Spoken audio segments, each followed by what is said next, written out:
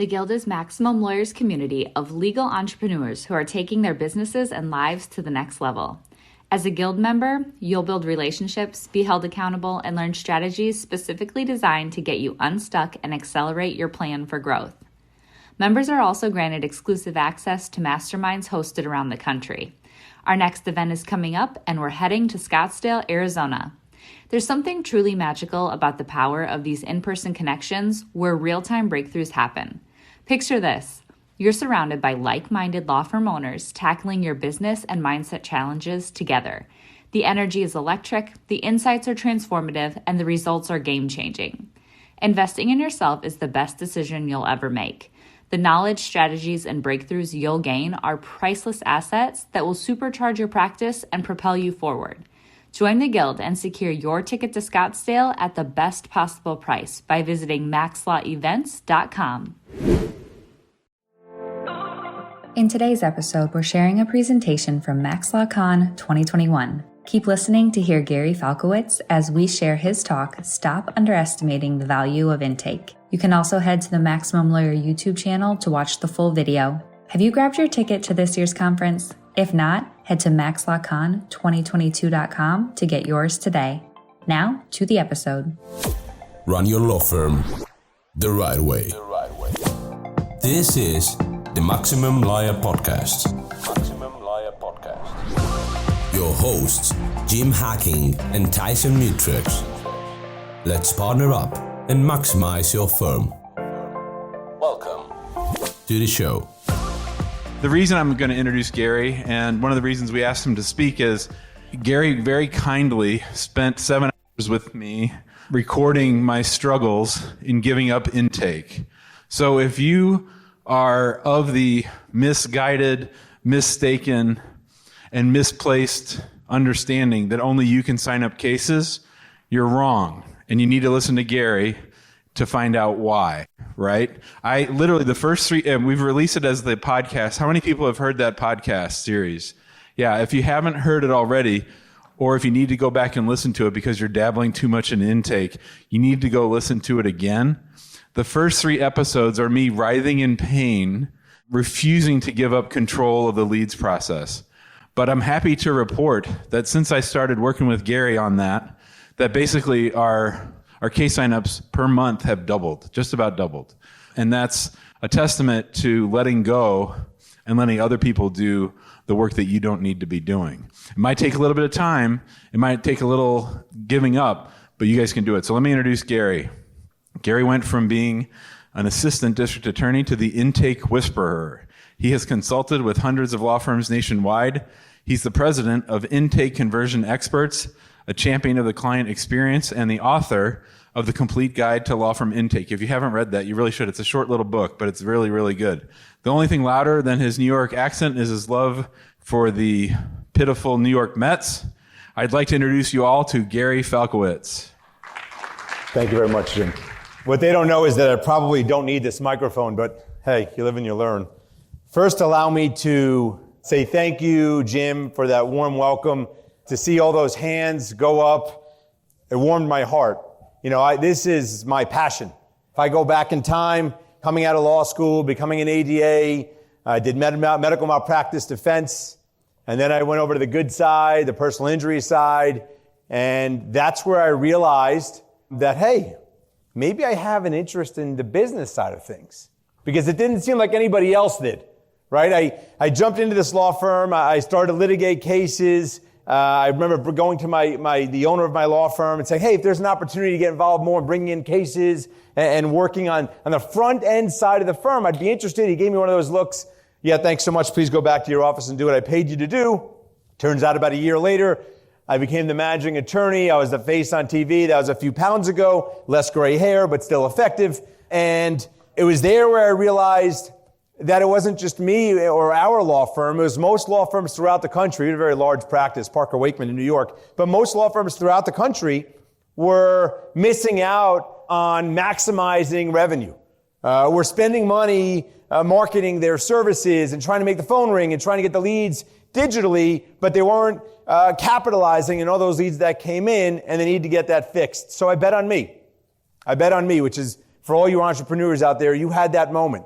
I'm sure you think about it quite often. It's an amazing moment to take that leap and not know what's going to happen next. And now here you are sitting down. And by the way, I got to tell you, this group is second to none.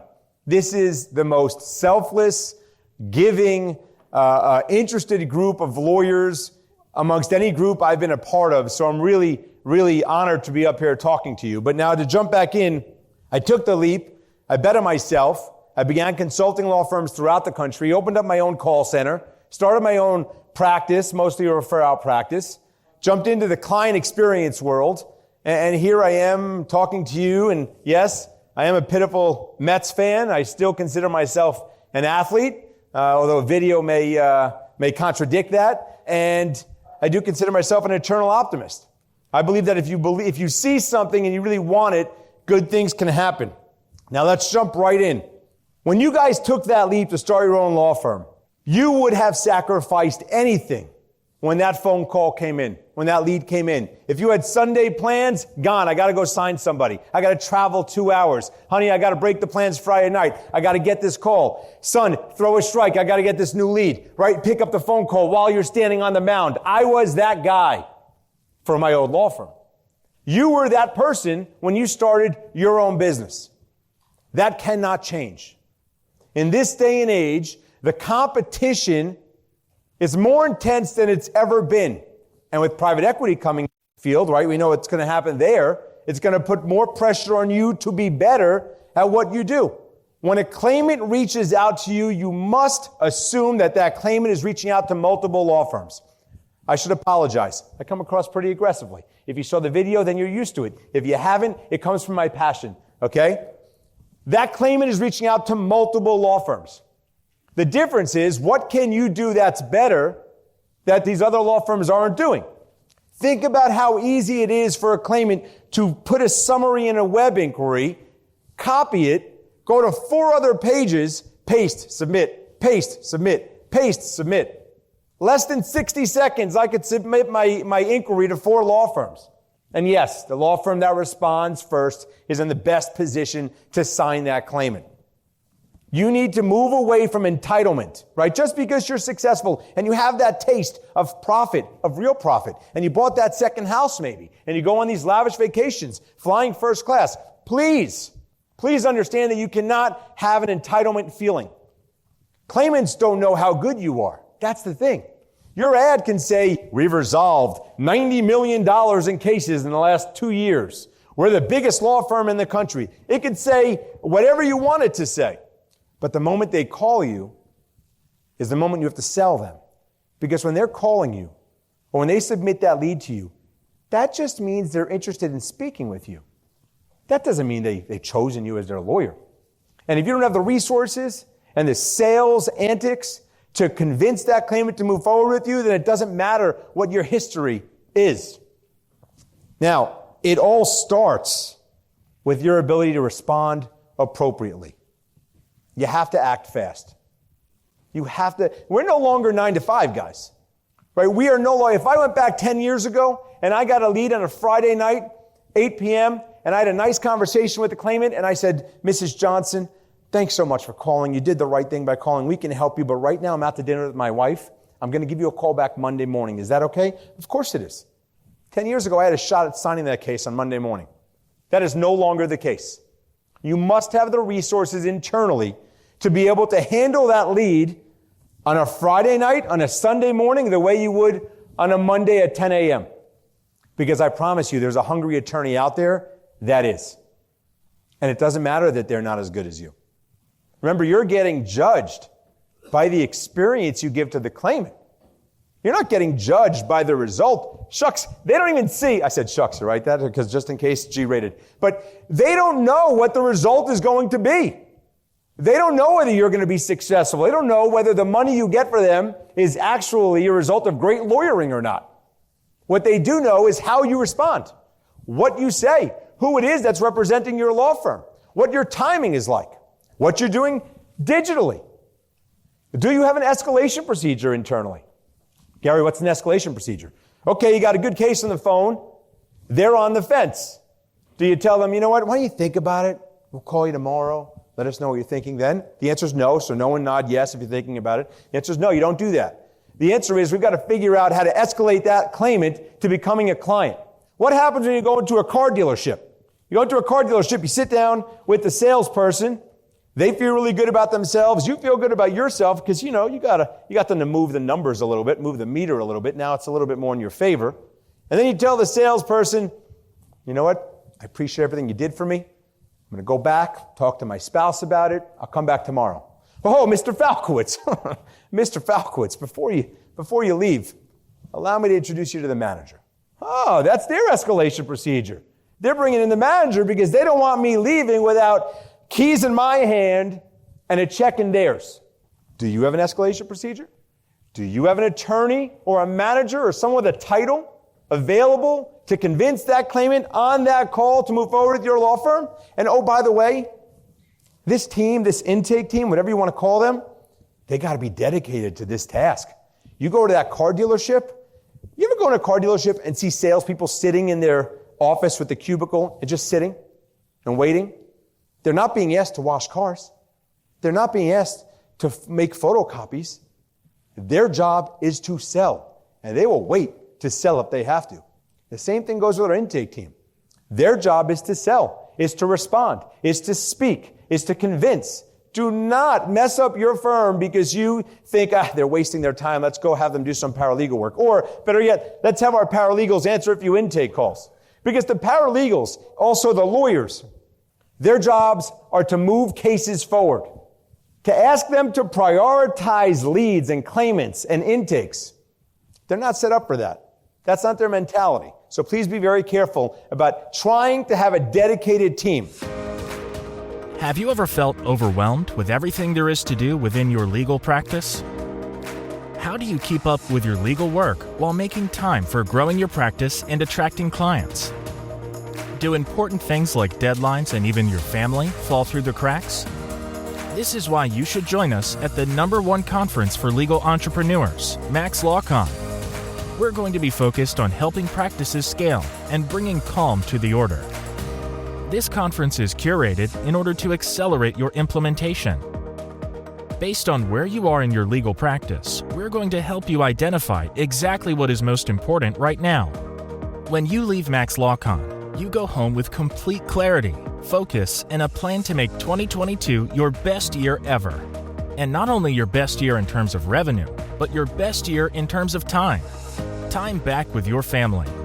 More time to do the work that is in your zone of genius. Only taking the clients that you like. And more money in your pocket. It's all at the Maximum Lawyer Conference. Max LawCon is a 2-day event on Thursday, June 2nd and Friday, June 3rd in St. Charles, Missouri. Seats are filling fast. Grab yours today at www.maxlawcon2022.com. This is something else that bothers me.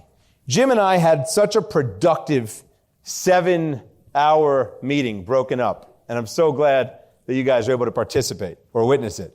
There's this fear that we're going to sign cases that we'll ultimately have to reject. You got to get over it, guys. You may only get one bite at that apple. Let's not prolong it. Let's not mess with it. Let's not investigate, then sign. Let's sign, then investigate. But Gary, you want me to sign everything? No, I didn't say that. But come up with your basic criteria. Come up with something that could be a case, that could resolve for money. Sign that case. Don't sign I'm only signing cases that are certain to get me money. Don't do that. Don't do that. You're going to lose out. I got to tell you, by a show of hands, how many maybe cases turned out to be 7-digit cases for you? I see 1, 2, 3, at least 4 hands went up. Maybe cases. They signed them because they said, I'm not really sure, but maybe I could make something out of it. 7 digits. Be that person. I promise you in the long run, you're going to win so much more. Hold your team accountable to the standards and support your intake team. They are so important to your firm. And if they're treated like they're the worst, lowest paid employees of your firm, then the response is the same. You got to support them. Make them feel valuable. Give them the authority to make decisions. I know that's tough, guys. It's really tough. I've consulted with so many law firms. They're scared. They're going to make the wrong decision. That's okay. Let's educate them. Let's train them. but give them that authority. There's nothing better than signing a qualified case on the first call. Now, at intake, you need persistent and diverse communication. That's what makes a difference. I've spoken to a bunch of you today. Raise your hand if you send your V card to a new web lead. See one hand. Raise your hand if you send your V card to a newly retained case. The same, I see one hand. I want you guys to see Jeremy Harms up here. Raise your hand, Jeremy. Make sure you see him at some point. I've been working with him on this. And it's really important you guys understand this. Our job is to create promoters from our leads. Promoters. How the heck can we create promoters if we don't give them the tools to promote? I recently shared the contact of a painter to a friend of mine. I don't remember who he is. I don't remember him doing any work for me. Yet here I am sharing his contact to somebody else. How are we as lawyers not sharing our contact to our clients or to our leads? We got to do that. It's not easy. There's a whole tech play involved in there. How about social media? Why are we waiting until the case resolves to share our social media? They're judging us the moment they reach out to us. Don't we want them to follow us on social media the moment they reach out to us? And oh, by the way, why is the V card and social media so important? Well, because before the pandemic, maybe 30%, and a random number, for some of you it's 50, for some of you it's 5. Maybe 30% of the people came into your office and they were impressed by your mahogany desk and the beautiful glass windows and the gorgeous chairs and the marble on the floor. Not happening anymore. There's no value. No one's coming in. So how do you impress them? Digitally. You got to impress them with what you have digitally. The game is on. The competition begins the moment they reach out to you. If you're not texting, if you're not getting the V card in, if you're not calling them multiple times per day, if you're not calling for an extended period of time, then you're losing. If you're not listening to recorded calls, that's an interesting one. Someone earlier, and I'm sorry, I don't remember who it was, I think it was Jay. Jay was talking about how they have the playbook and in football. Do you know what else they do in between games? They watch video. Constantly watch video of what the players were doing. What's the equivalent for us? Listening to calls. We have to constantly listen to calls. What are we saying? I can't tell you how many times I've listened to a call. One call always stands out. Intake specialist picks up the phone. Claimant says I was in an accident. You find out the claimant got into an accident while it was raining. And the intake specialist said, sorry, we don't handle those cases. Rear-ended, brain, hospital, surgery, hung up, can't help. That's a case, by the way. There are many like it. We've got to listen to calls. Not to blame, not to point our finger and say, what did you do? No. To improve, to educate, to get better. All right, we got to get better. Now, what metrics should we be inspecting? A lot of them. Right? We should know what's our valid lead rate. In other words, the leads that we get in, if we're using a third-party company, what percent of them are actually valid leads? Do we have to go back to the lead generator and say, hey, you're giving us crappy leads. I want my money back. I want you to do a better job. What's our contact rate? What's our qualification rate? I say lost rate. Lost, that's my favorite metric. It tells you what qualified and you were unable to sign it. I want to know why.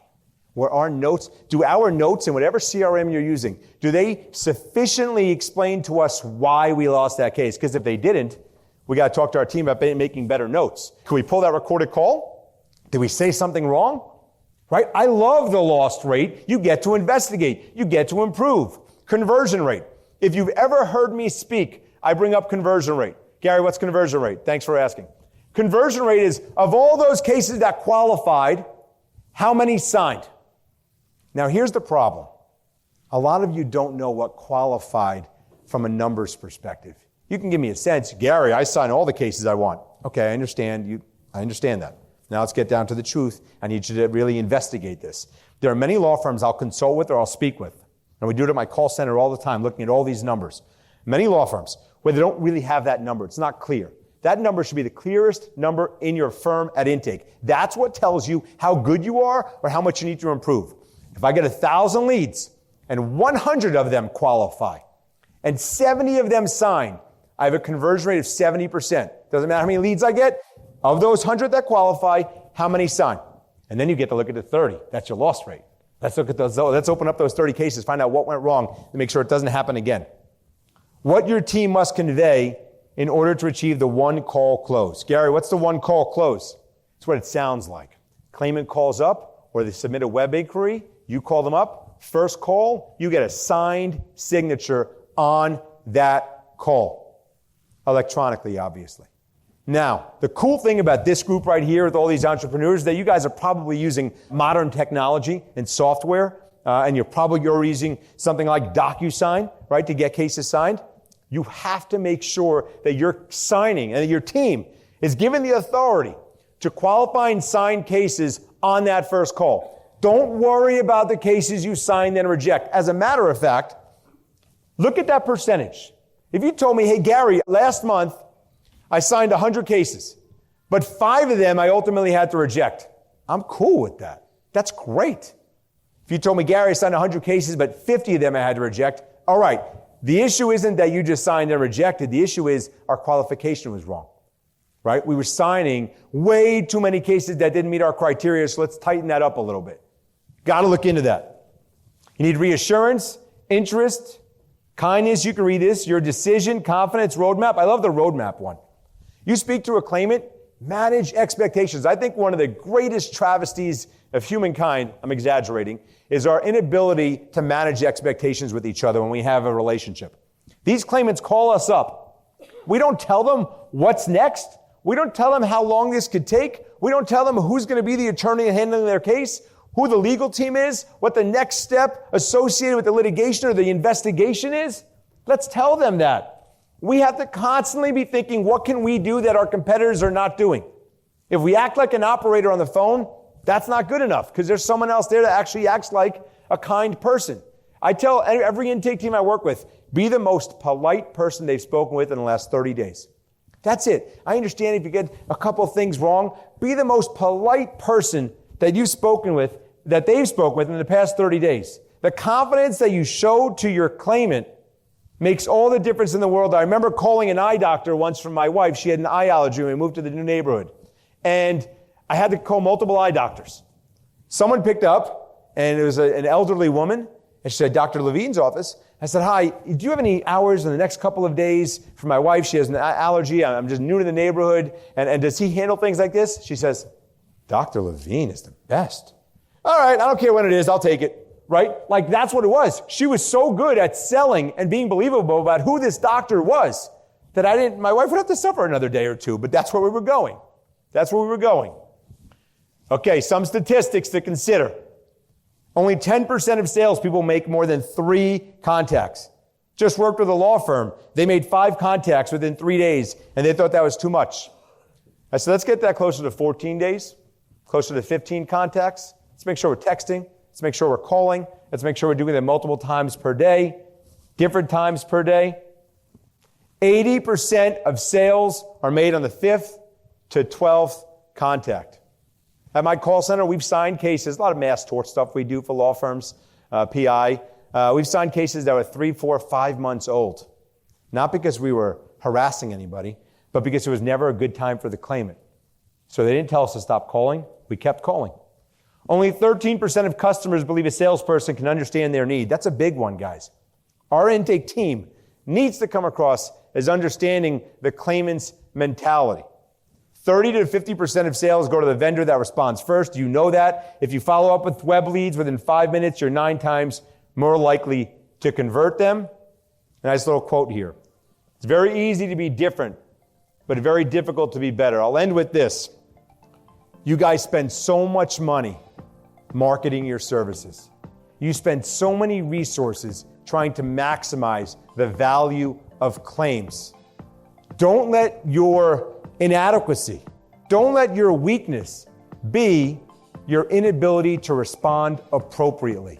Reassure the claimant that they did the right thing by calling you. Make sure you empower your team to handle those leads. Be loose with your qualification criteria, and you're going to begin to crush it. Thank you very much, guys. Thanks for listening to the Maximum Lawyer Podcast. To stay in contact with your host and to access more content, go to MaximumLawyer.com. Have a great week and catch you next time.